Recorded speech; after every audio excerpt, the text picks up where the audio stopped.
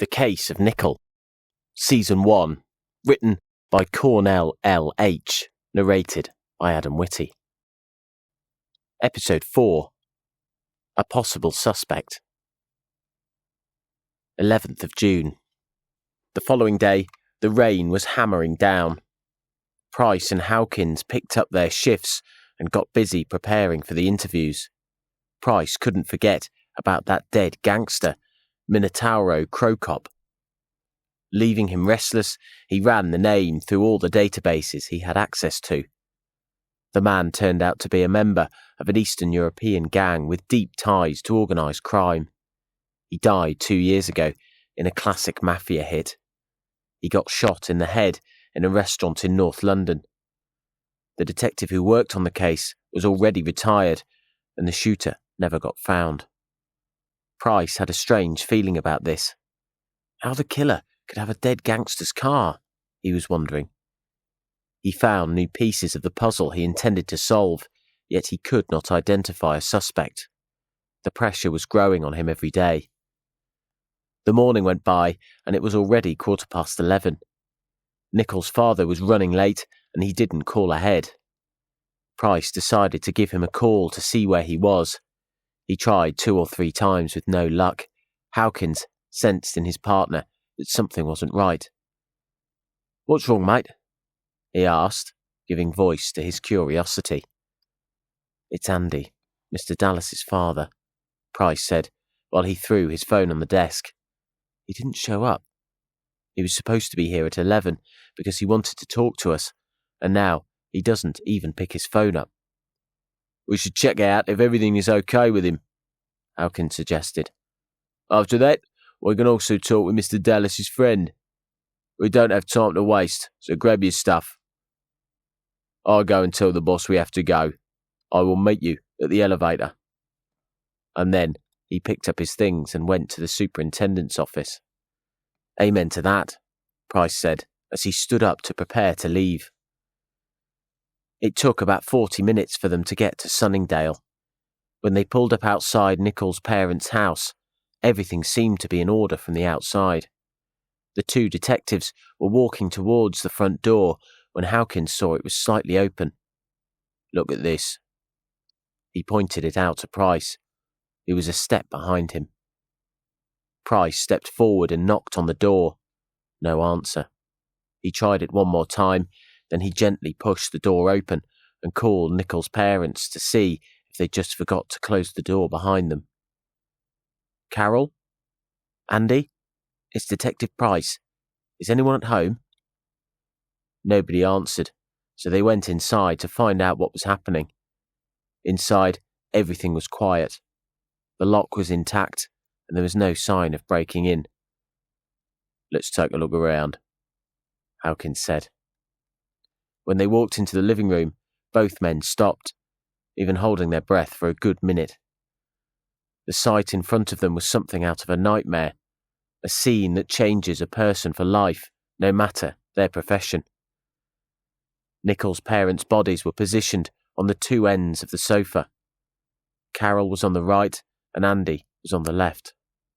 Both of them were cut open, and their intestines pulled on the floor by their killer. Blood was covering everything around them. Their faces got deformed due to the pain they had to go through before they drew their last breath. Carol's and Andy's throats were cut as well, and opposite them, on the wall, there was a message written with blood. One for all.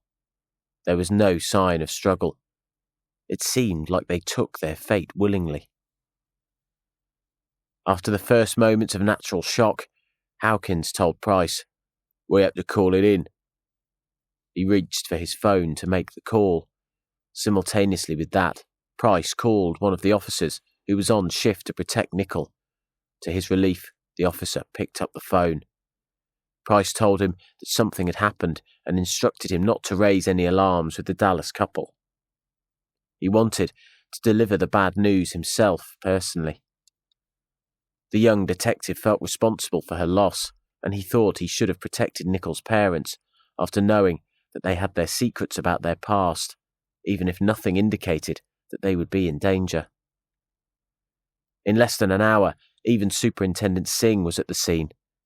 He hasn't been pleased with the events since this case began. What started as a stalker investigation escalated to a double murder, and his men still couldn't name a suspect.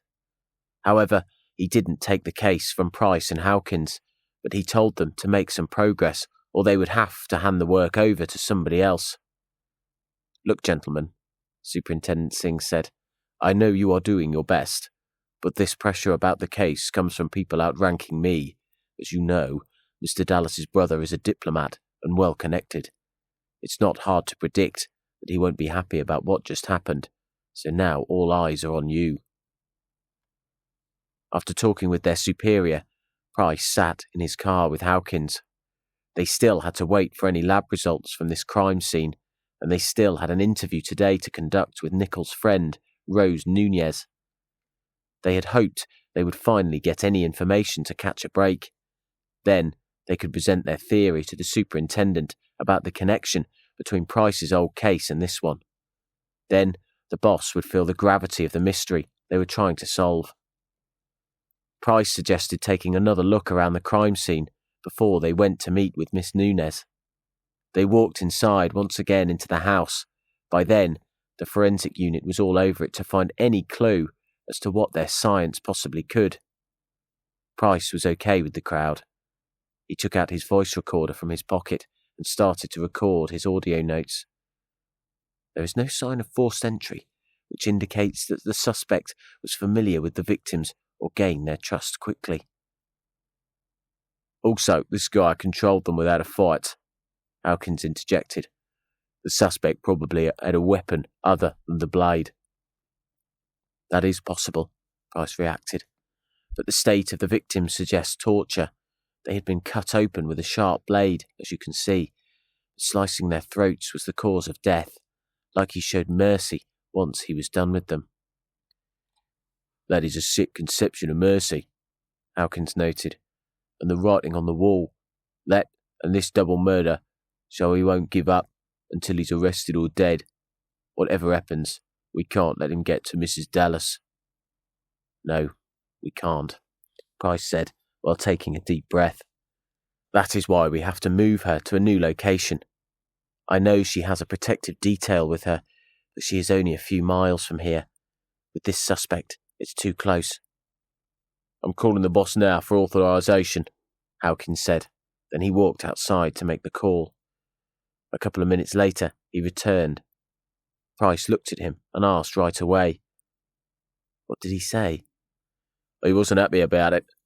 Hawkins started his answer, but I managed to convince him to get us access to a safe house. How? Price asked, being surprised. I told him the truth. We don't want to make any more mistakes, so we need to move Mrs. Dallas somewhere safe. He will give us the address in half an hour.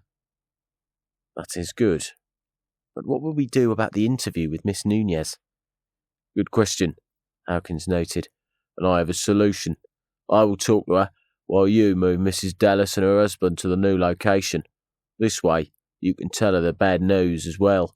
Or do you want me to do it? No, it's okay, I will do it. It's part of the job. Not the part they tell you about when you're a recruit, but it is a part of it. Price was saying while he kept looking around for anything that would be out of place, anything that could help get a step closer to catch this killer. About 20 minutes later, they received a call from Superintendent Singh.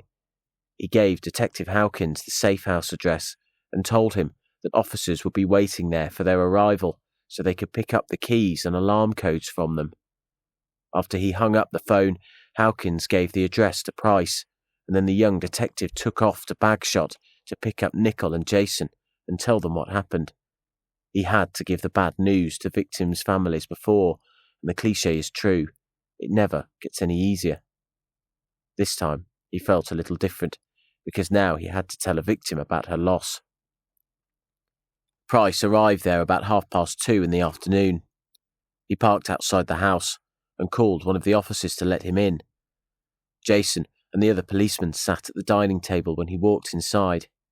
He and the two cops were playing cards before the detective arrived. Nicol was sitting on the sofa, the same way as the previous day, with the TV remote in her hand, channel surfing. Jason was the first to stand up and greet Price when he stepped into the room.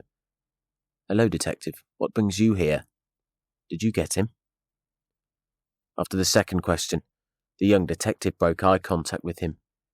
Jason picked up on it and realised that something had happened, so he continued asking, "What's going wrong? Is something wrong?" "Please, sir, let us take a seat first," Price requested politely. "I need to talk to you and your wife." Jason sat on the sofa beside Nicol, and Price sat in a chair facing them. Price took a second to collect himself and then looked at Nicol. "Mrs. Dallas," he started, "I'm sorry to tell you this during such circumstances, but we found your parents dead this morning. Let me say I'm sorry for your loss." What struck the detective was that Jason's reaction showed more emotion than his wife's. Nicol just looked at him with cold eyes. The news that would rumble most people's world seemed not to affect her. "You don't have to worry, Detective," she said quietly. "Just make sure you will protect us." Then she turned back to the TV. "I will, Mrs. Dallas, but to do so, I need you to pack what you need because we have to move you to a safe location. Since this place can be related to your family, the suspect could trace you here. We can't and won't take that risk, madam."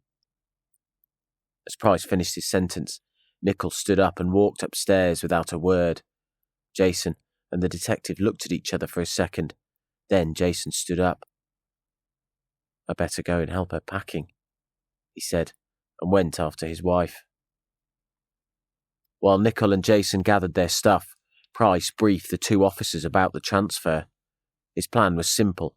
He was going to take Nicol and Jason in his car, and his code name on the radio was the Carrier. The two officers following them with their vehicle got the code name Shadow 1. The safe house was near Barking, near the train station. Price wanted them to begin the journey on the country roads first, and then use the M25 to get faster to their destination. It was to make sure nobody was following them. Once they all agreed on their plan, the young detective and his two colleagues checked their guns and mounted up for the trip. They gave bulletproof vests to Jason and Nicol as well. They all got the place cleaned up, locked up everything, and left around 4 o'clock. By then, Hawkins was sitting down with Miss Nunez to talk. Miss Nunez was living in a flat above a supermarket.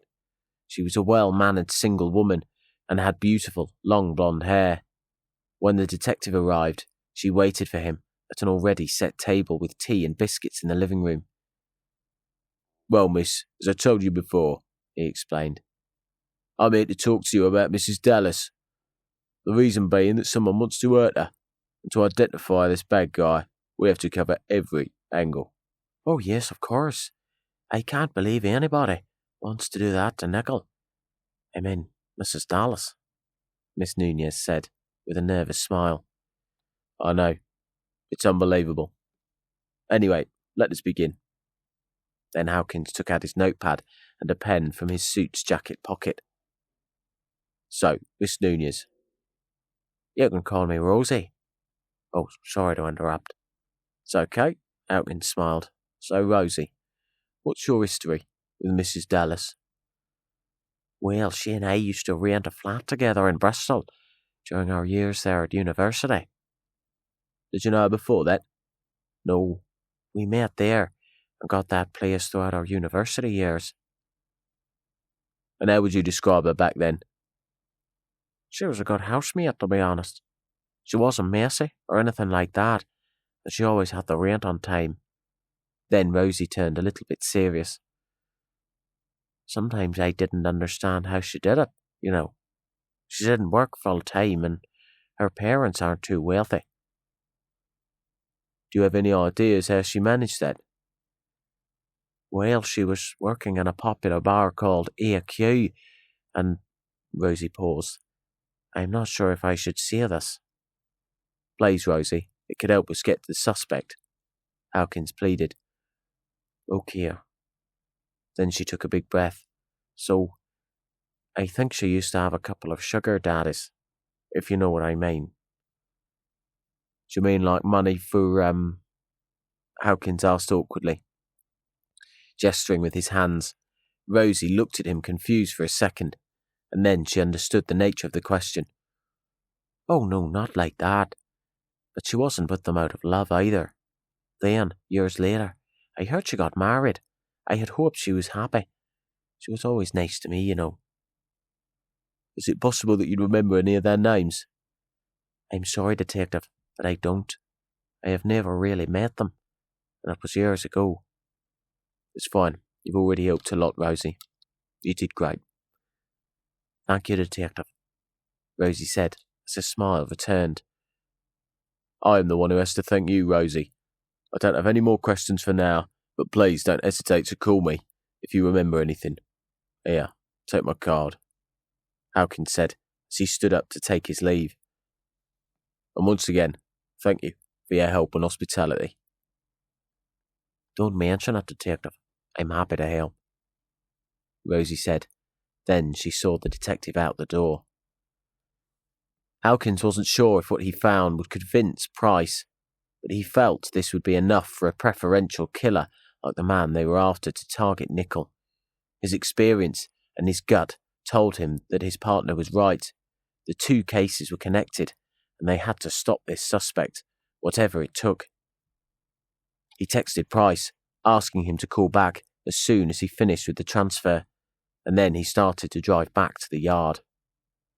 Meanwhile, Price was about to turn on the Great West Road at Henley's roundabout near Heathrow Airport.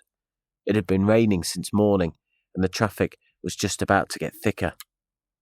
Nicol and Jason were in the back seat, and the protective detail in the other car was right behind them. The ride was quiet so far, by all means. In the car, everyone was silent. Suddenly, the police radio came alive. It was the protective detail calling in. It's Shadow 1, Courier, do you read? Over. Price turned on his headset and answered. It's the Courier. What is going on? Over.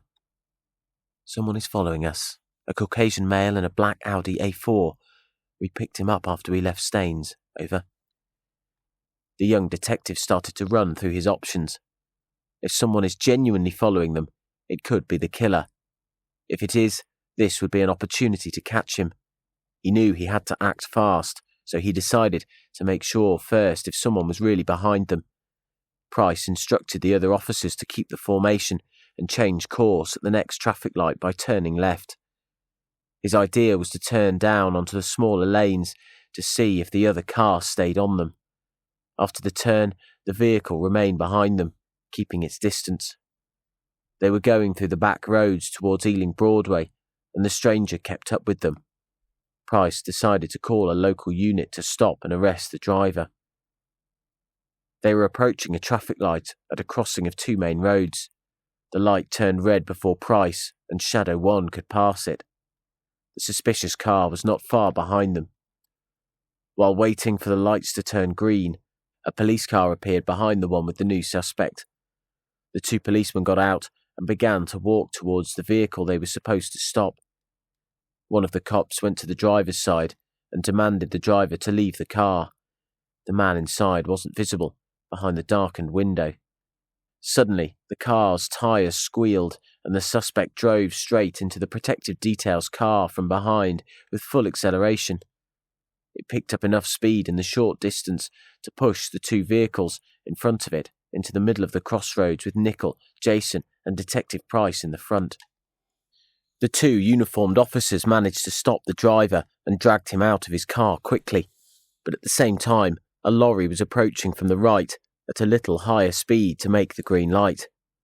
The man behind its wheels made his best effort to pump the brakes when he saw what was happening, but the lorry smashed into the other two vehicles in front of them, pushing Price's car sideways before it stopped. When Price regained consciousness and opened his eyes, he was already on a hospital bed. He turned towards the window, and as he was trying to work out where he was, from the other side of the room, a familiar voice broke the silence.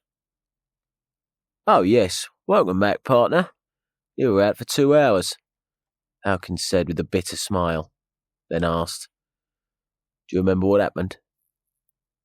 "Yeah, we had a car accident. Price said in a little cranky voice. How is everyone else? Well, the protective detail is all good. Their car was only caught on the front, totaling the engine. Your car took the bigger hit, Hawkins said with a slightly more serious tone.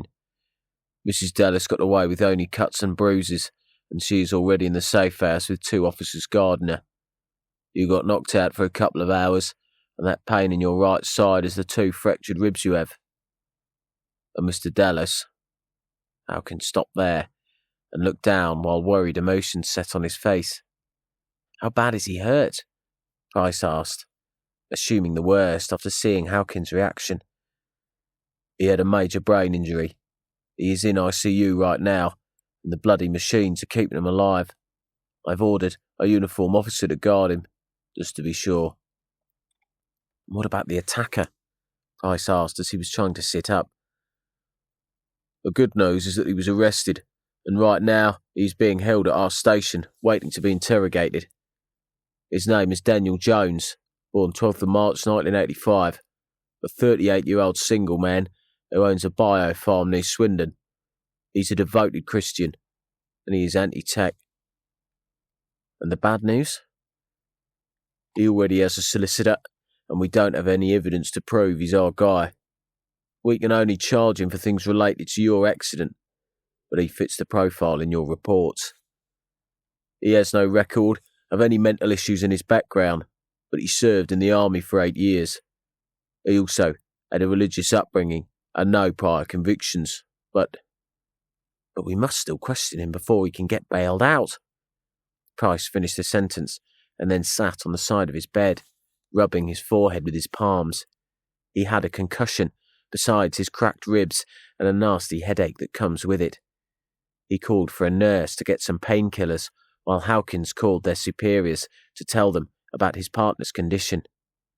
Back in the yard, everybody was worried about the young detective, and they wanted to know how he was as soon as he woke up. The call took only a few minutes for Hawkins, yet when he returned to Price's room, he was already getting dressed while arguing with a doctor about leaving. The doctor was tall and looked like he was in his 50s. The top of his head was already bald, but he kept his hair around the back and sides. He was trying to convince Price to stay for at least overnight, but the detective was hard-headed. He wanted to sit down with his new suspect.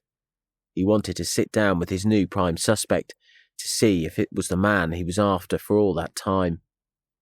He couldn't wait to be in the same room with this man. The doctor stormed out of the room and returned about half a minute later to give Price some tablets to relieve the pain. He was concerned about the detective, but knew there was no point in trying to stop him. The doctor made Price promise that if he felt worse, he would call an ambulance right away. Head injuries are not something to be careless about, he told the young detective. Price looked at the doctor in the eye and nodded obediently to that instruction. Then he put on his suit jacket and turned to Hawkins, standing at the door. Lead the way, partner. Let's see our suspect. Then the 2 men walked to the car park while Hawkins updated the young detective. So, I talked to Miss Nunez and she kind of confirmed your theory. Price stopped walking and placed his hand on his partner's shoulder to turn him around. How do you mean kind of? He asked, looking confused. Well, Hawkins began his explanation as he stepped closer and lowered his voice.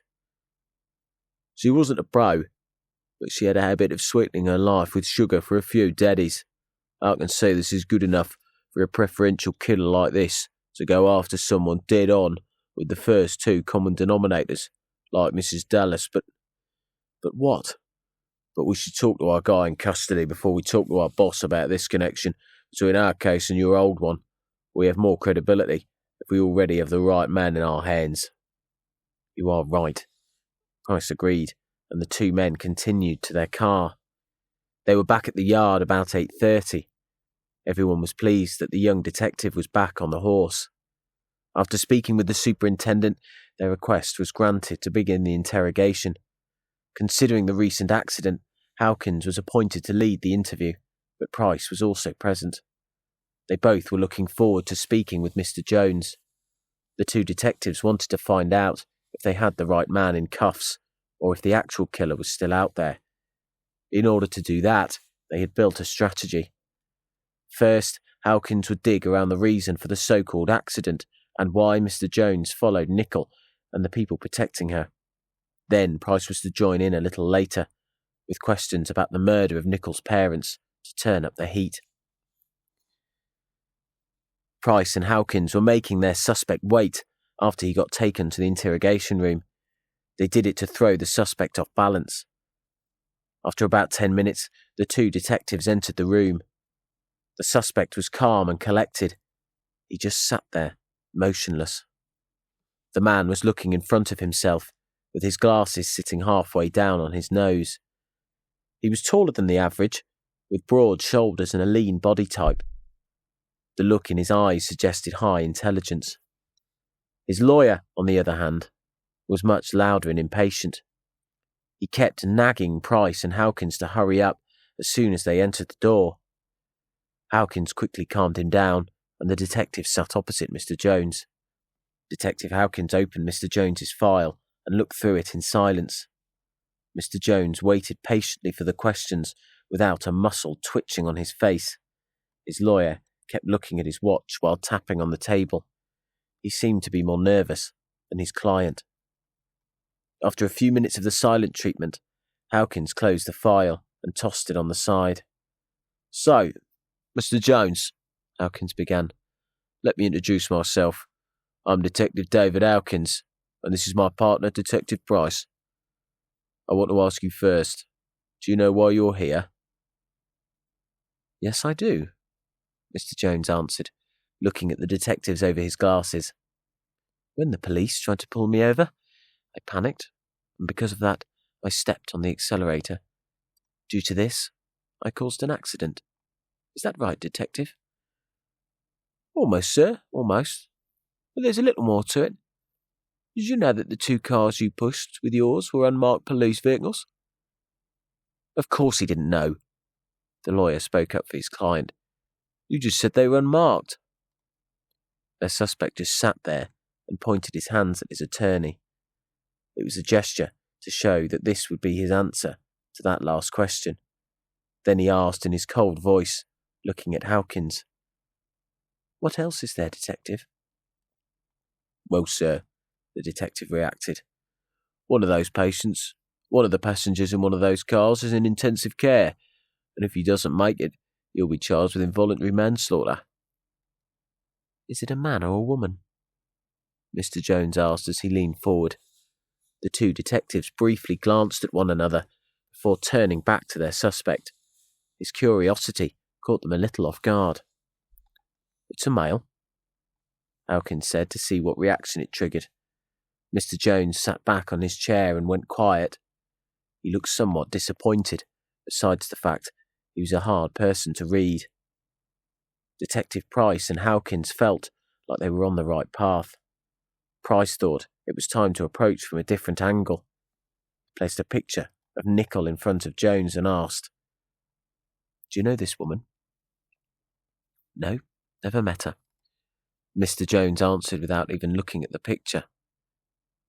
"If you don't know her, can you tell me why you followed her for almost 20 miles? Mr. Jones looked at his lawyer and nodded towards the detectives. The legal defender took the opportunity to speak right away. "My client doesn't have to answer that question. He told you he doesn't know this lady and is ready to face the charges you can prove against him." "That's fine," Price was saying. "Then allow me one more question. Do you know these people?" The young detective asked while he showed a photo of Nicol's parents from the crime scene. When Mr. Jones looked at the picture, he slid back his chair a little and looked at the detectives with a disgusted face. "Take these away, mate," he shouted. "I didn't do this. I'm not going to jail for something I've never done." "Okay, sir. I don't have any more questions," Price said, and left the room. From his reaction to the crime scene photos, Price knew Jones was not the killer. The person who did those murders would have had no problem looking at the pictures. However, he had a hunch that Mr. Jones still had something to do with the case. Detective Hawkins being the gentleman he was, apologised to the two men and went after his partner. They caught up at the coffee machine. Price was leaning to the wall next to it. He was superficially frustrated.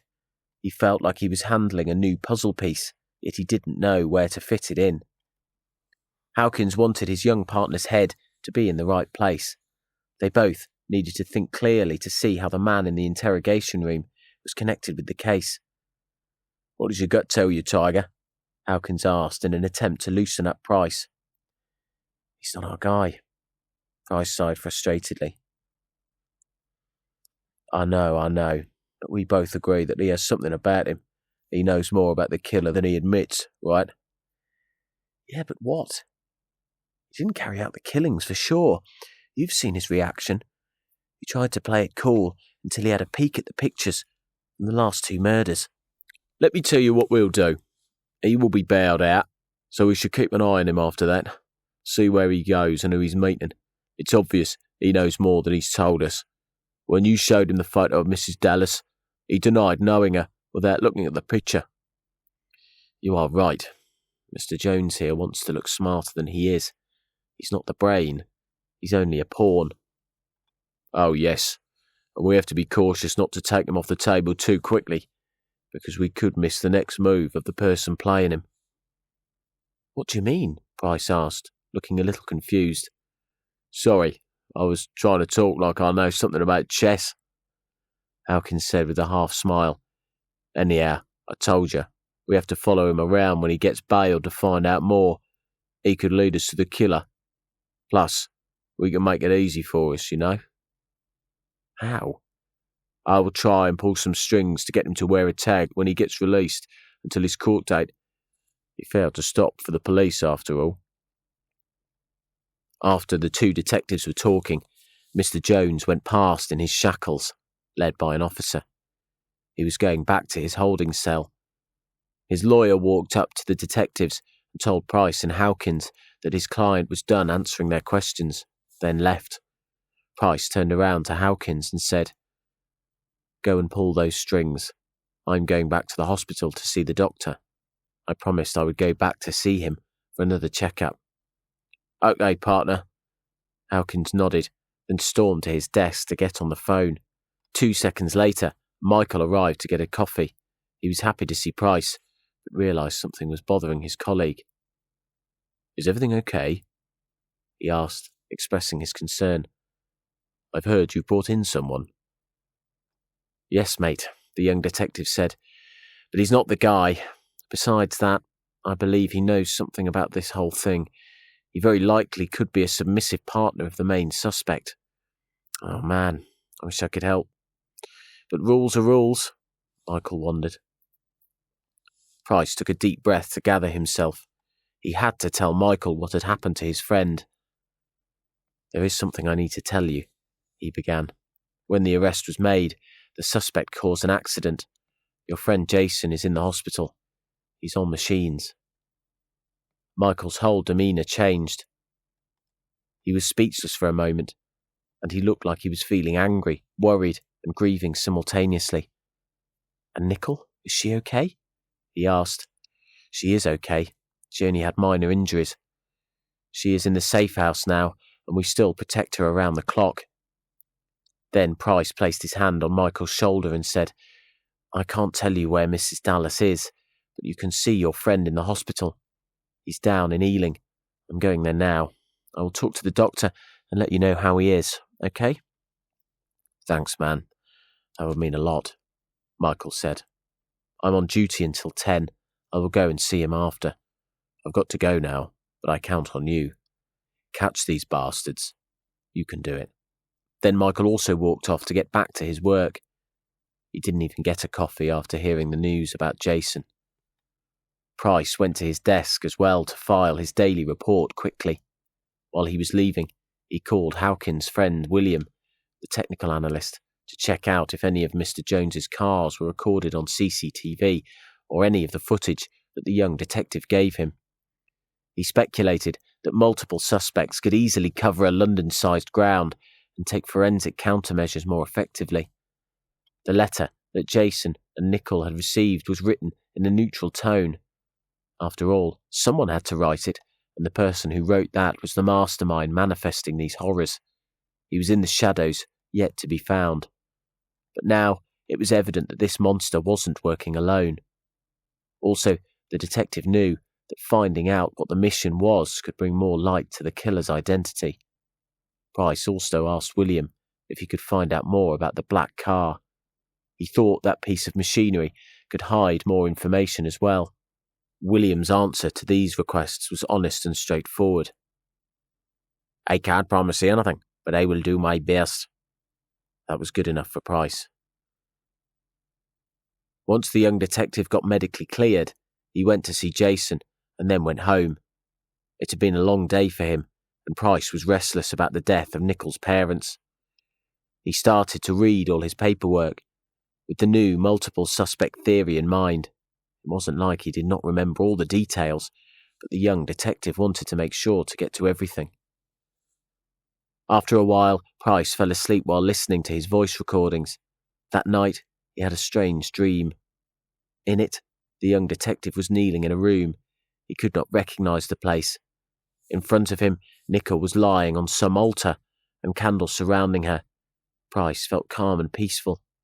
As he looked at Nicol silently, he started to hear a voice, a whisper from the air around him. It was saying, "Protect her," repeatedly. Then suddenly, the light of the candles ignited, and a dark shadow moved over Price. That was when he woke up, on his sofa covered in sweat. The young detective stumbled into his bathroom, removed his clothes, and threw them in the laundrette basket. He had a quick shower and went to bed. It was only 12:30 in the night, and he wanted to catch some sleep before the next day. That dream didn't worry Price that much. He thought it was his subconscious playing tricks on him.